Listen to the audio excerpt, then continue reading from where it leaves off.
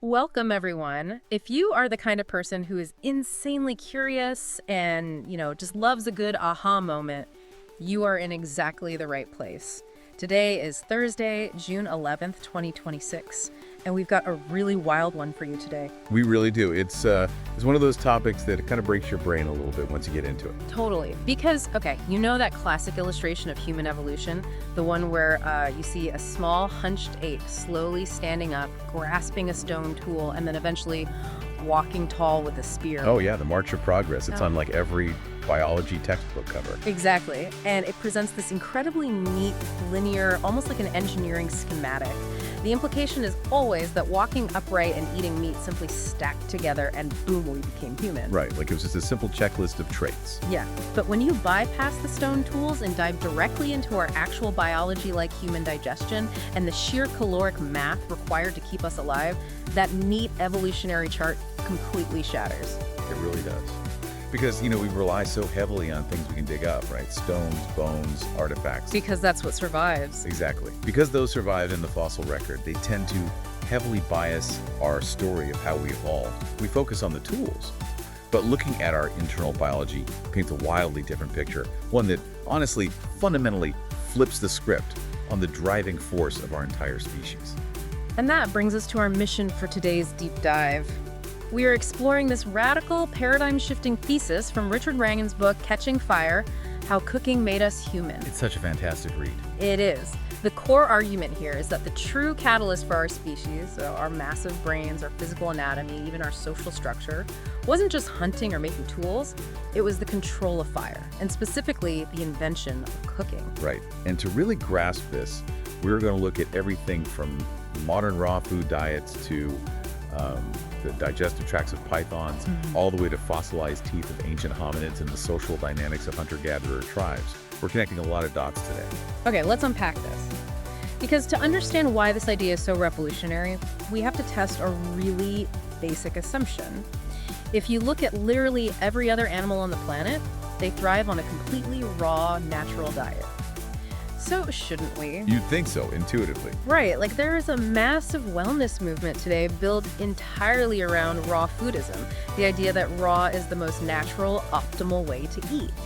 And it feels right. You wouldn't throw refined gasoline on a campfire, right? You'd use natural raw wood. Yeah. So shouldn't the pure, unadulterated stuff be the best fuel for our bodies? Well, that analogy actually highlights the core misunderstanding perfectly. I mean, a modern engine isn't built to process raw wood at all. It requires highly refined, easily combustible fuel to run efficiently. Oh, that's a good point. And the source material argues that human biology is remarkably similar to that modern engine.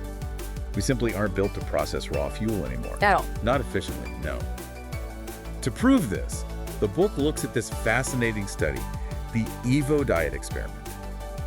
It was conducted at the Paynton Zoo in England. The researchers wanted to see what would actually happen if humans ate exactly like our closest primate relatives. Like chimps and gorillas. Right, so 9 volunteers, who were all dealing with high blood pressure, moved into a specialized enclosure for 12 days. And they were given an abundant, high-quality, completely raw ape diet. Okay, wait, what does a high-quality ape diet actually look like for a human? Like just bananas and leaves? No, it was actually really diverse. We're talking about over 50 varieties of fruits, vegetables, and nuts. And they were allowed to eat up to 10 pounds of food a day. 10 pounds? Yeah, which theoretically hits a perfectly adequate calorie count for an adult human. And medically, their blood pressure did drop, which was the clinical goal of the study. Okay, so a win for the raw diet. Well, no, because the side effect was catastrophic weight loss. The subjects lost nearly 10 pounds in just 12 days. Wait, dropping 10 pounds in less than 2 weeks just from eating 10 pounds of food a day? That's insane. That implies their bodies were expending massive amounts of energy just trying to break down the food, or they simply couldn't extract the calories from it. It's actually both. Both are true. And remember, that was merely a 12-day snapshot. When we look at long-term raw foodists, the data gets even more severe. That's severe. There was this German study, the Gießen Raw Food Study, that observed long-term, strict raw foodists.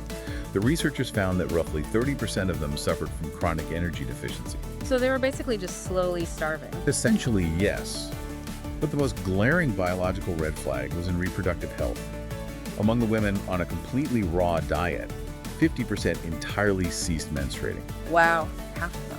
Yes, and another 10% experienced highly irregular cycles. So 60% of the women essentially experience reproductive failure. I mean, in evolutionary terms, a diet that stops you from reproducing is just a biological dead end. It is utterly a dead end. And the study points out a really crucial caveat here, too. These modern raw diets, they rely on domesticated crops. Oh, right. Like grocery store apples aren't wild apples. Exactly. A modern carrot or an apple has been selectively bred for centuries to contain vastly more sugar and less fiber than wild roots or tropical fruits. Plus, modern raw foodists have access to commercial processing. Like Vitamixes and food processors. Right, high-speed blenders, cold-pressed oils, they are mechanically breaking down the food before it even enters their mouths.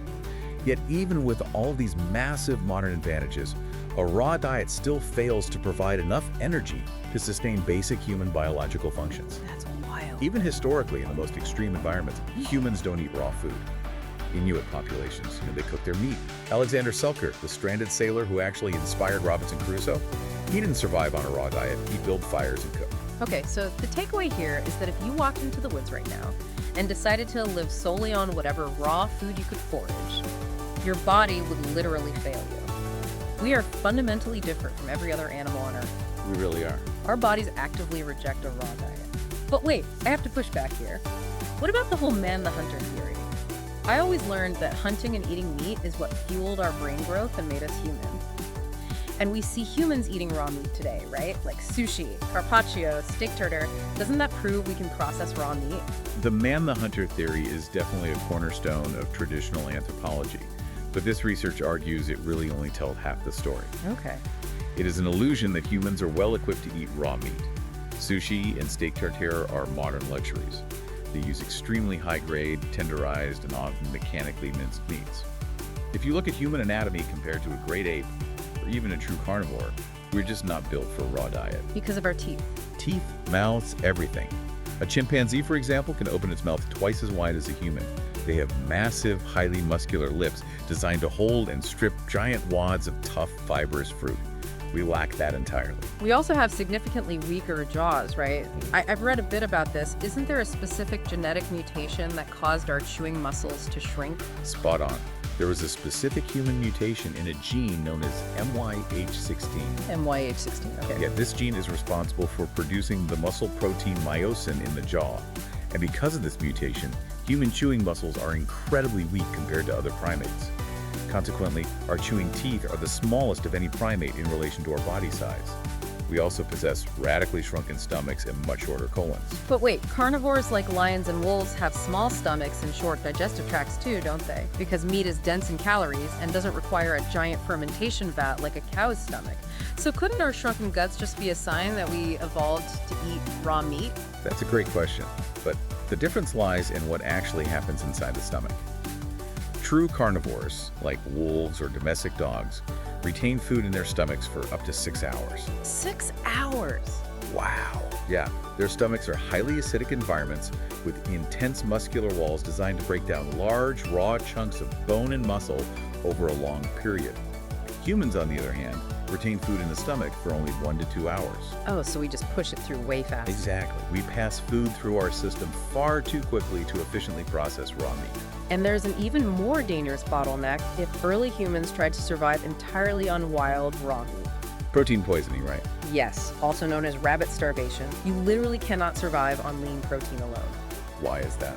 Well, the human liver can only synthesize a certain amount of urea to process the byproducts of protein digestion. If you exceed that limit, ammonia builds up in your bloodstream. That leads to liver and kidney damage and eventually death. Jeez. Yeah. So to survive, you absolutely must pair protein with either fat or carbohydrates. But wild game in tropical Africa during the dry season is incredibly lean. You might be looking at animals with only like 1 to 2% body fat. So early humans would have desperately needed plant carbohydrates to survive alongside meat. Exactly. They needed the tubers, the roots, the wild plants. But as we've already established, wild raw plants are simply too tough in fibers to yield enough calories without massive amounts of chewing and a huge digestive tract to ferment them. Which we don't have. Right. So what's fascinating here is that our biology presents an evolutionary trade-off.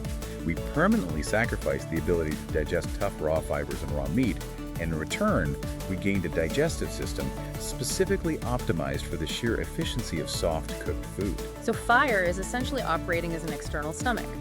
By cooking food, we are outsourcing the heavy lifting of digestion to the campfire, which allows our internal organs to shrink. That's a perfect way to phrase it. But how exactly does that work on a microscopic level? What is the heat actually doing to the food to make it so calorically accessible?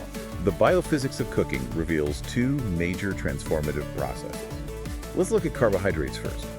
When starchy foods, like tubers or potatoes, are heated in the presence of water, a process called gelatinization occurs. Gelatinization, so it makes it jelly-like. Kind of, yeah. Okay. Starch normally exists as these tight microscopic crystalline granules. Heat weakens the hydrogen bonds holding those granules together, so as they absorb water, they swell up and eventually burst apart. Like popcorn. On a molecular level, yeah. This completely disrupts their crystalline structure, leaving the starch highly exposed and immediately accessible to our digestive enzymes. When you eat cooked starch, it is almost entirely digested and absorbed by the time it leaves your small intestine. And raw starch. Raw starch, conversely, often passes completely through the human digestive tract, completely unchanged. It's like trying to dissolve a solid block of sugar in cold water versus stirring fine sugar into hot tea. The heat and the surface area change everything.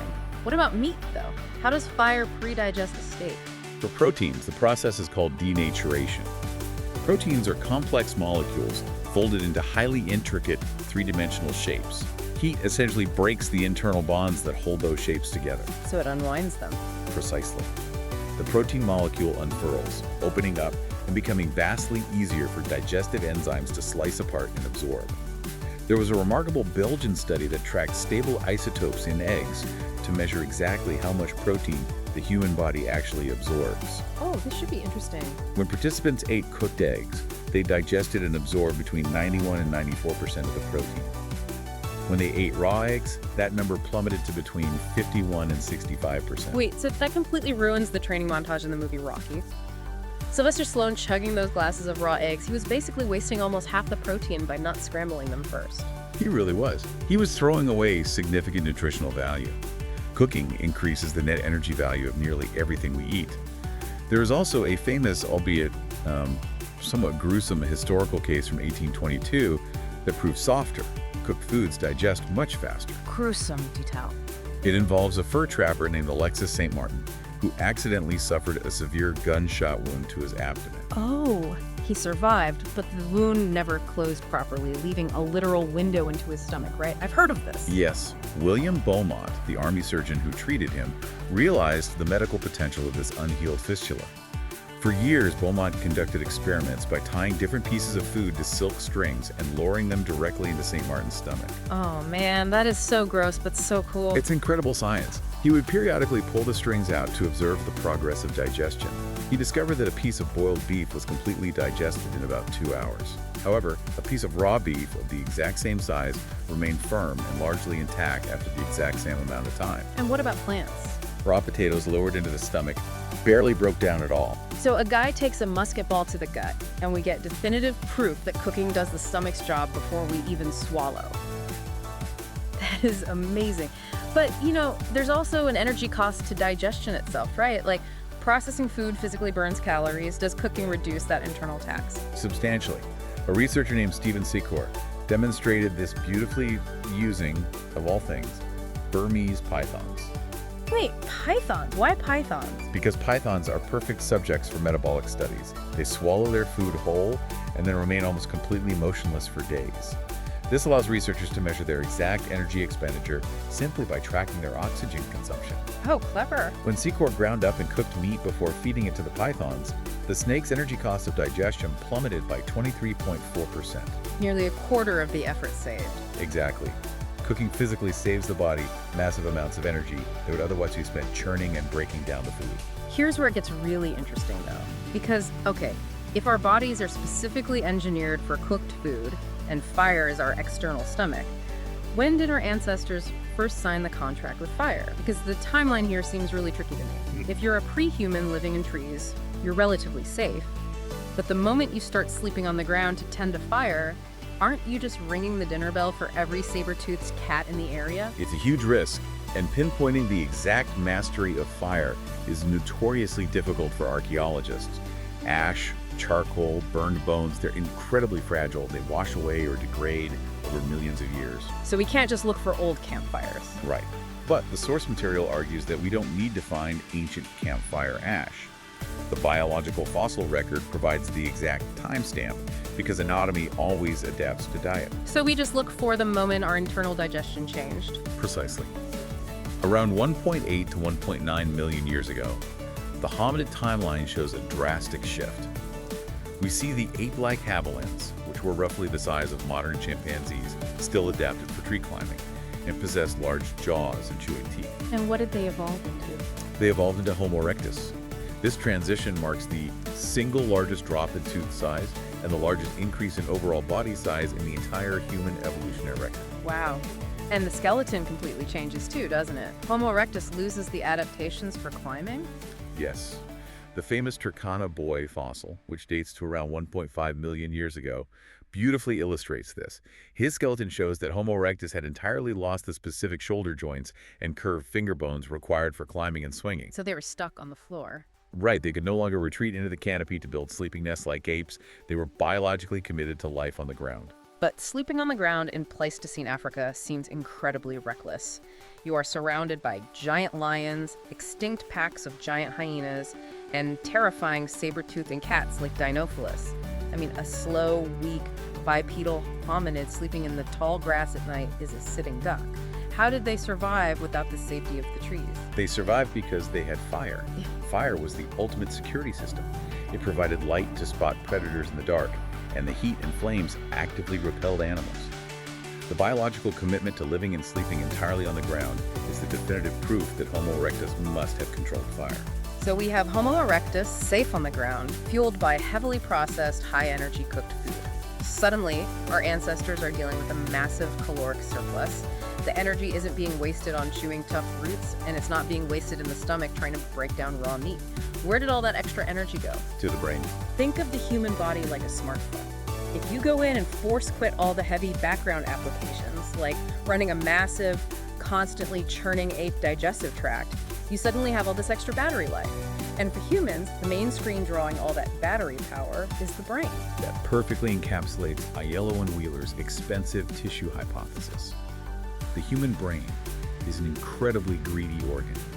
It accounts for merely 2.5% of our total body weight, yet it consumes 20% of our resting metabolic energy. 20% of our baseline energy just to run the brain, that is staggering. It is. In the animal kingdom, if a species evolves a larger brain, it typically has to consume significantly more food to power it. But human beings do not have a higher overall metabolic rate than a primate of our equivalent size. We burn roughly the same amount of daily calories as a gorilla or a chimp of our weight. Wait, really? Yes, so the energy to power that massive brain had to be reallocated from somewhere else. Intestinal tissue is metabolically expensive. It requires constant blood flow and energy to function. Oh, I see. Because cooking did the heavy digestive work outside the body, our massive active intestines shrank. The immense amount of energy saved by running a much smaller gut was diverted directly upward to fuel a rapidly expanding brain. And cooking didn't just give us extra calories, it literally gave us the gift of time. If you observe chimpanzees in the wild, they spend over 6 hours a day just chewing their food. It's a full-time job just to physically break down the calories they need to survive. It's exhausting. Yeah. Humans in subsistence hunter-gatherer cultures spend about 1 hour a day chewing. That's roughly 5% of their waking hours. Cooking handed our ancestors 5 free hours every single day. And if we connect this to the bigger picture, those 5 extra hours fundamentally altered the trajectory of human behavior. With a surplus of energy and a massive reduction in chewing time, early humans could engage in complex hunting. Because they had the stamina and the daylight. Exactly. They could spend hours tracking a wounded herd animal without the anxiety of running out of daylight to gather and chew tough roots. They could dedicate time to napping intricate stone tools. Most importantly, they could develop the intense social intelligence required to navigate large, complex groups. But those 5 free hours bring us to the most complex and honestly perhaps unsettling part of Wrangham's theory. Because that extra time was not divided equally. The very act of cooking, tending a hearth, preparing a meal, it completely rewired our social structures. It created the human household, but it also laid the foundation for a much darker side of societal evolution. Are we really saying that the traditional concept of marriage and gender roles originated as a literal mafia-style protection racket over a hot meal? Well, the sociological theory presented in the source text traces the origins of the sexual division of labor directly back to the physical realities of the campfire. It begins with a fundamental difference in foraging behavior. Apes generally eat their food as they find it, like moving through the forest and consuming on the go. But humans don't do that. Right. Human hunter-gatherers, like the Hadza, for example, bring their gathered food and hunted meat back to a central camp to be cooked and shared. And cooking takes time. You have to gather wood, build the fire, and sit there while the food softens. It takes time, and critically, it makes the food highly visible and incredibly fragrant. In a bustling camp full of hungry individuals, a lone female tending a fire would be extremely vulnerable. She spends hours gathering roots and cooking them.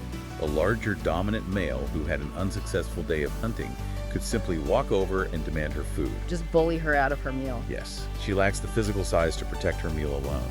The text draws a parallel to chimpanzee societies, where dominant males routinely steal meat from females and lower-ranking males. So a female cook is essentially tethered to the fire, broadcasting the smell of a hot meal to the whole camp, and is physically vulnerable to being robbed by any hungry male who wanders by. To solve this logistical nightmare, the book proposes that females formed specialized pair bonds with specific males.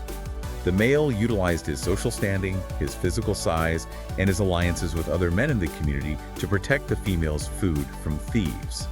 And in exchange For this protection, the female was obligated to cook for him. Wow. That dynamic instantly cements a sexual division of labor. Because the male was guaranteed a hot, calorie-dense cooked meal waiting for him at the camp, he was entirely freed from the time-consuming tasks of gathering and cooking. He could afford to leave camp for 4 to 8 hours a day to track big game or build political alliances, while the female absorbed the heavy burden of domestic work. This raises an important question, though, right? Because according to the cross-cultural data cited in the source, in 97.8% of human societies studied, domestic cooking is recognized exclusively as women's work. 97.8%, that is near universal. It is. The text highlights a fascinating example with the Vanuatu people of the South Pacific. They're widely considered by anthropologists to be a highly egalitarian society. Vanuatu women can hunt, they trade, they lead expeditions, and the culture has no formal ideology of male superiority. Sounds great. But despite this extreme egalitarianism, the women are still entirely burdened with the low-status domestic tasks of fetching water and daily cooking. The men actively refuse to participate, culturally categorizing it as women's work. So what does this all mean? It's an incredible paradox. The massive nutritional leap of cooking is what gave us the brains and the free time to become human, to build tools, language, and culture. But according to this hypothesis, the physical vulnerability created by the campfire also entrenched a lasting cultural system of unequal labor and female domestic obligation. It ended individual self-sufficiency and created a household, but a household built on an imbalance of power enforced by the wider community. Man, fire outsourced our digestion and shrank our stomachs. It forced our ancestors to commit to the ground, permanently altering our skeletal structure. And the logistical realities of managing that fire forced us to cooperate, pair off, and divide labor, which became the structural bedrock of human society. Absolutely. So the next time you sit down for a meal, think about what is actually happening. Your family structure, the way you spend your free time, the incredibly small size of your jaw and the massive brain inside your skull. Every single piece of it traces back to the dynamic of a prehistoric campfire. We are not just apes who figured out how to sharpen stones or throw spears. We are, at a cellular level, the cooking apes. Couldn't have said it better. And I want to leave you with a final thought on this. Something that wasn't directly stated in the text, but feels like the ultimate conclusion to everything we've just discussed. We constantly talk about how humanity mastered fire. We paint these heroic pictures of our ancestors wielding torches, conquering the darkness, and taming the wild elements. But when you look at how drastically our jaws shrank, how our guts withered away, and how our biological survival became entirely dependent on a cooked meal, maybe we didn't domesticate fire at all. Oh, I see where you're going with this. Maybe fire domesticated us. Without our technology, without a spark, we are the only species on Earth that would simply starve to death in a forest full of wild, natural food. Something to chew on during your next meal. Thank you for joining us on this deep dive. Keep asking questions, and we'll see you next time.